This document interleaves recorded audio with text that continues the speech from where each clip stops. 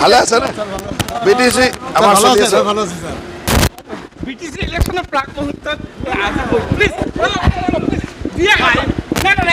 কোকৰাঝাৰৰ district executive আছে নাই মোৰ ডিষ্ট্ৰিক্ট এক্সিকিউটিভ আছে কোকৰাঝাৰ আজি মানে আমাৰ কোকৰাঝাৰৰ ডিষ্ট্ৰিক্ট এক্সিকিউটিভ আছে মই ডিষ্ট্ৰিক্ট এক্সিকিউটিভত যাওঁ ডিষ্ট্ৰিক্ট এক্সিকিউটিভত কথা পাতি লওঁ মই ৰিজৰ্টত চাহ খাব আহিছোঁ নাই নাই মই এইটো ৰিজৰ্টত চাহ খাব আহিছোঁ থেংক ইউ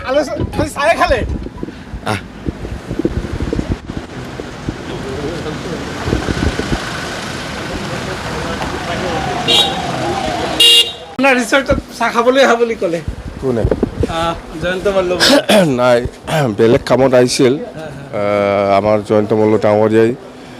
বেলেগ কামত আহিছিল জাষ্ট মোক খবৰ লৈ পেলাই আপোনাৰ ৰিজৰ্টত সোমাই যাম বুলি কৈছে একো বেলেগ একো নাই আৰু আমাৰ DC আহিছে SP আহিছে একেলগে আহিছে ইহঁতে আমি জাষ্ট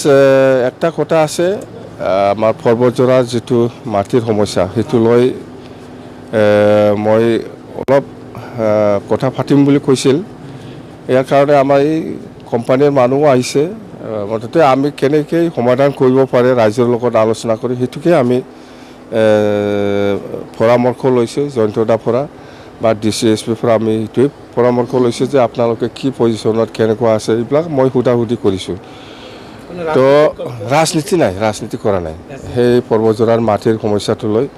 কিছু আলোচনা কৰিছে নকৰা নহয় কিন্তু ইহঁতে বেলেগ থ্ৰুত আহিছিল মুঠতে মোক গম পাই ৰিজৰ্টত সোমাই যাম বুলি কোৱাৰ কাৰণে মই আহিছোঁ বেলেগ একো নাই